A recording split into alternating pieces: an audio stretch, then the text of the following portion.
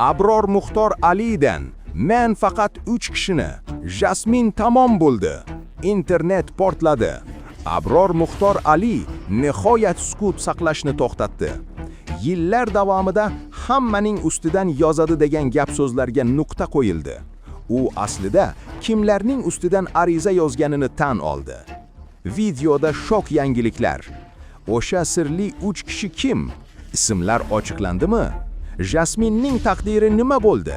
U haqiqatdan ham tamom bo'ldimi? Abror Muxtor Alining dushmanlariga qat'iy javobi. Bu videoni oxirigacha ko'rmasangiz, asl haqiqatni bilmay qolasiz. Izohlanda yozing, siz kim tarafsiz? Hayotimda 3 ta odamni ustidan yozganman. 3 ta. Ikkitasini ustidan yozganman, uchinchisini qamatganman. 3 dona.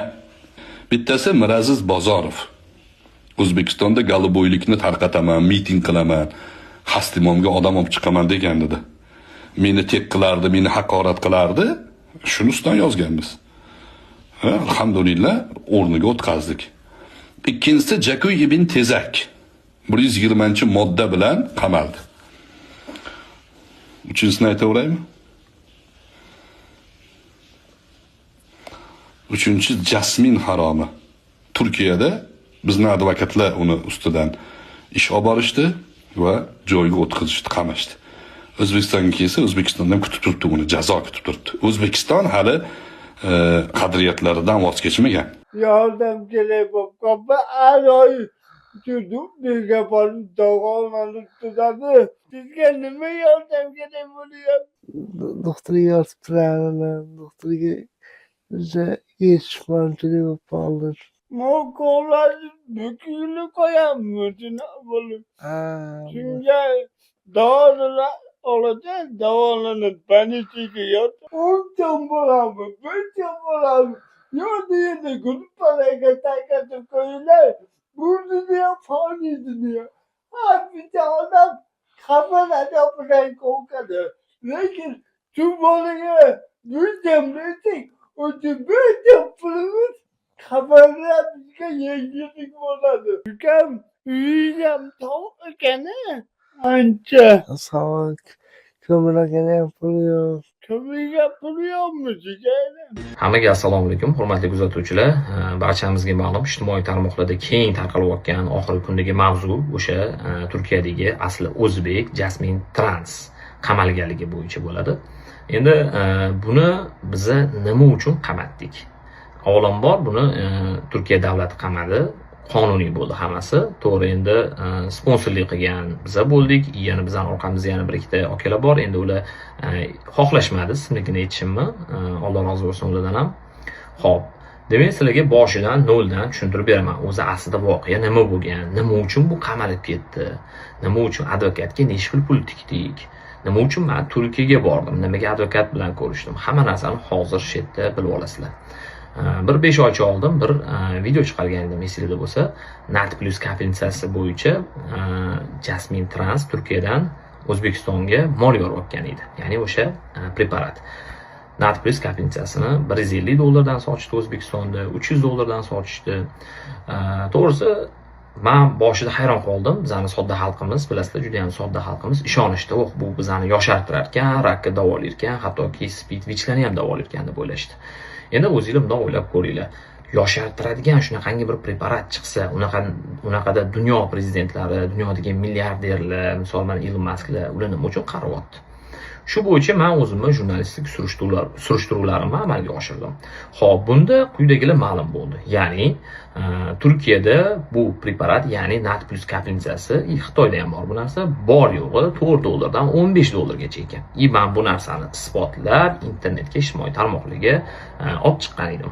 Endi albatta Jasmin Trans ga bu meni olib chiqqan videoim, haqiqatda olib chiqqan videoim unga yoqmadi.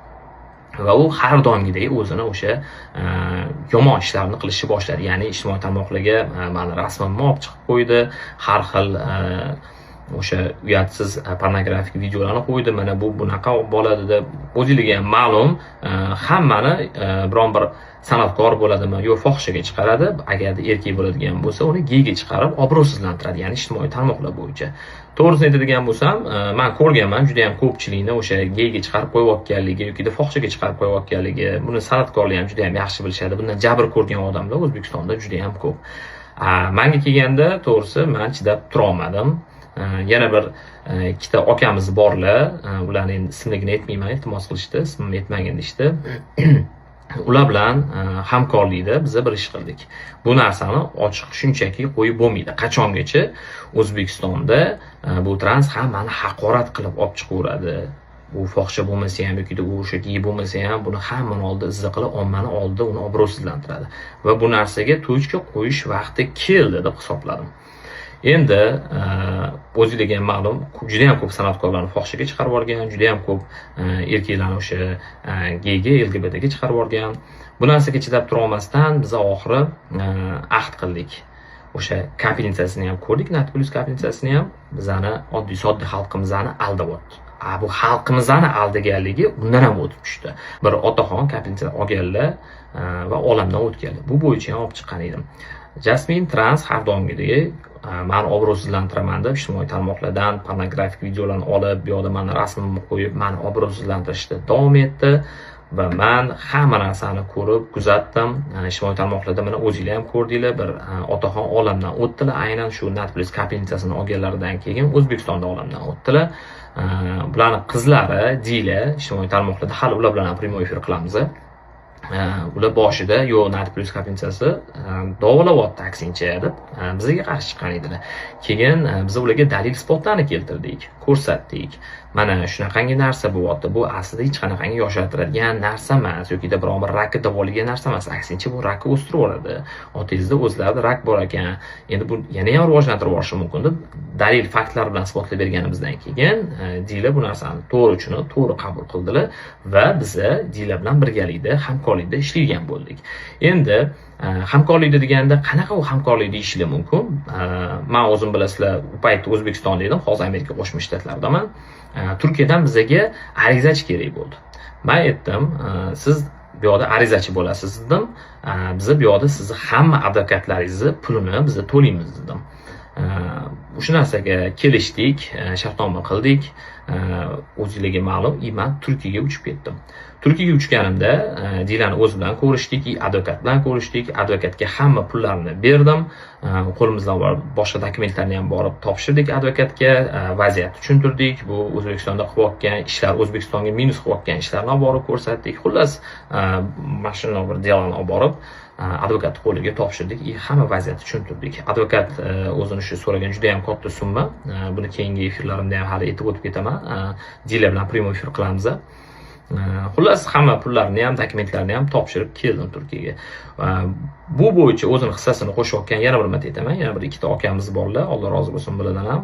Moddiy tomonlama ham, boshqa bir maslahatli tomonlama ham ular ham yordam qilishgan. Ularni ham albatta aytib o'tishimiz kerak. Faqat qahramon o'zim bo'lib qola olmayman. Xo'p, va advokat o'zini ish faoliyatini juda ham mukammal olib bordi. Biz u advokatga ham kattakon rahmat deymiz. Turkiyadagi eng taniqli advokatlardan bittasi. Endi buni statsiyalarini ham aytib o'tib ketmoqchi edik, lekin hozir ozgina shoshmay turamiz. Sababi Turkiyadagi o'sha tergovga aralashish bo'lib qoladimi, tergov sirini ochish bo'lib qoladimi, o'shancha hozircha chidab turibmiz. Dila bilan, yana o'sha Turkiyadagi Dila bilan hamkorlikda bir prямой efir qilamiz, balkim o'sha yerda yetib o'tarmiz, xudo xolasa. Endi nima uchun bu ish qildingiz deydiganlarga, ya'ni o'sha Jasmin Transni oldini oladigan insonlar ham bor albatta. Bir kun kelib kimdir shu ishni qilish kerak edi, baribirga ham. Balkimdir bu narsaga qaysidir ma'noda balkimdir men sababchi bo'lib qolgan bo'lishi mumkindir, yoki o'sha bir ikkita yana odamlar sababchi bo'lib qolgan bo'lishi mumkindir. Endi o'zingizlar o'ylab ko'ringlar. 5 million obunachisi bor. 5 million bu kichkina auditoriya emas. Buni orasida biz kuzatdik, yoshlar, voyaga yetmaganlar, ayollar juda ham ko'p. Uni har bitta istoriyasida, har bitta prямой efirda shunaqangi haqoratli so'zlar, shunaqangi bir o'sha 18+ temasidagi gaplar, ichida bo'lmaydigan, jamiyatni buzadigan gaplar bor u yoqda. Bu narsani biz o'zimiz ko'rdik, mana o'zinglar ham bilasizlar. Endi yoshlar ko'ryaptimi, yoshlarni ongi zaharlanib boradi. Hattoki shunaqangi odamlarni ko'rdikki, o'zini farzandiga ayollarni kiyimini kiydirib qo'yib, rahmat Jasmin opa deb chiqqanlarni ko'rdik. Bu narsani ko'rib biz chidab tura olmadik. Jamiyat buzilib ketib qolyapti. Bu chet elda ekanman deb xohlagan gapini gapirishi bu juda ham noto'g'ri narsa. Misol uchun men Amerika Qo'shma Shtatlarida yashagan bo'lsam, men xohlagan gapimni gapirib, xohlagan insonni haqorat qilishim mumkin. Menga hech kim hech narsa qila olmas ekan degani emas. Siz chet elda turib kimnidir haqorat qilyapsizmi, obro'sizlantiryapsizmi? Albatta bu uchun barcha davlatda qonuniy javob berasiz. Mana hozirgi bu o'sha ishlar uchun ham, boshqa ishlar uchun ham bular ham aytib o'tib ketamiz hali javob beryapti. Endi buni advokati chiqibdi Jasmin Transni. Unga nisbatan tuhmat bo'ldi. Men hali bu narsani oqlayman deb. Biz hech qachon shu kungacha biron bir tuhmatli videolarni olib chiqmaganman. Bekorga dalil emas. Har bir narsasini dalil isboti bilan olib chiqib qo'yganmiz. O'sha $15 bormi, otasini o'sha o'lib qolganligi bo'yicha bormi, hamma narsani po faktu olib chiqamiz. Va advokatga topshirgan mana shuncha delam ham hammasi dalil isboti bilan bor. Hech qachon birovga tuhmat qilib qamatadigan insonlardan emasmiz. Hammasini biz o'zimiz borib qo'liga kishan solganimiz yo'q. Hammasi qonuniy bo'ldi. Davlat qamadi, politsiya qamadi, Turkiya politsiyasi. Endi buni advokati maksimal darajada shu harakatni qilaman, buni oqlab olib chiqamiz. Mayli harakat qilib ko'rursin. Bu video baribir o'ziga ham tashab qo'yishadi. Tarjima qilib o'zi ham va advokatni o'zi ham ko'rsa kerak. Harakat qilib ko'rursin. Bizni yana va yana harakat qilamiz. Amerika Qo'shma Shtatlaridan turib bo'lsa ham harakat qilamiz. Yana pul kerak bo'lsa advokatlarga, eng kuchli advokatlarga yana pul tikib bo'lsa ham bu narsani oxirigacha olib boramiz. Eskida bo'lsa men aytgan edim, bu narsani oxirigacha olib boramiz deb. Va mana bugun o'sha kun keldi. Primoy efir qilamiz. Tez orada bizga sidqidildan yordam bergan Dilaga shu Turkiyadagi barcha dokumentatsiyalarni yig'ish bo'yicha ham juda ham katta o'zlarining hissalarini qo'shdilar. Ularga alohida rahmat aytamiz. Bizga juda ham katta yordam qildilar bu bo'yicha. Ular bilan tez orada primoy efir qilamiz. Bizlarni kuzatinglar. Juda ham bularning ham gaplari ko'p, oldinga etilmagan gaplar bor. Nima uchun biz bu yerda ancha paytgacha jim o'tirdik, nima uchun yangi videolarni olib chiqmadik, shu narsalarni hammasini yana batafsil primoy efirda ikkalamiz bir-birimiz bilan bog'lanib tushuntirib beramiz. Hammaga kattakon rahmat, salomat bo'linglar. Moddalar bilan ayblanishmoqda. Turkiya Jinoyat kodeksining quyidagi moddalari bilan keltirilgan: 186, 187, 193 sog'liqqa xavfli dori ishlab chiqarish va sotish, zaharli moddalar aylanmasi, 227 fohishalikka jalb qilish, 134, 136 shaxsiy ma'lumotlarni yozib olish va tarqatish, 106, 107 tahdid va shantaj, 123, 123A ta'qib qilish va tinchlikni buzish, 125 haqorat. Shuningdek, jinoyatchilar internet orqali fohishalikni yoyish, shu yo'l bilan daromad olish, shaxsiy ma'lumotlarni e'lon qilish, jabrlanuvchilarni qo'rqitish, urish yoki jarohat berib kelishgan.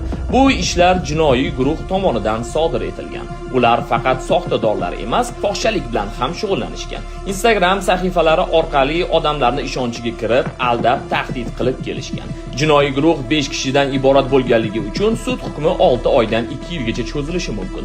Muzaffar Rahimovga esa moddalar ko'pligini hisobga olib taxminan 15-20 yil qamoq jazosi berilishi mumkin. Muzaffar Ahmedov Jasmin Trans nomi bilan tanilgan erkaklar qamoqxonasida 20 yilgacha qamalishi mumkin. Shov-shuvli ish bo'yicha yangi tafsilotlar paydo bo'ldi. Mashhur bloger Turkiyada 15 yildan 20 yilgacha real qamoq jazosini olishi ehtimol. Xabarlarga ko'ra, tergov bir necha oy davom etgan. Jurnalist Javohir Sultonov Ahmedov faoliyatiga oid material va dalillarni Turkiya tomoniga yig'ib topshirgan. Endi ish yakuniy bosqichga yetdi va jazo eng qattiq bo'lishi mumkin.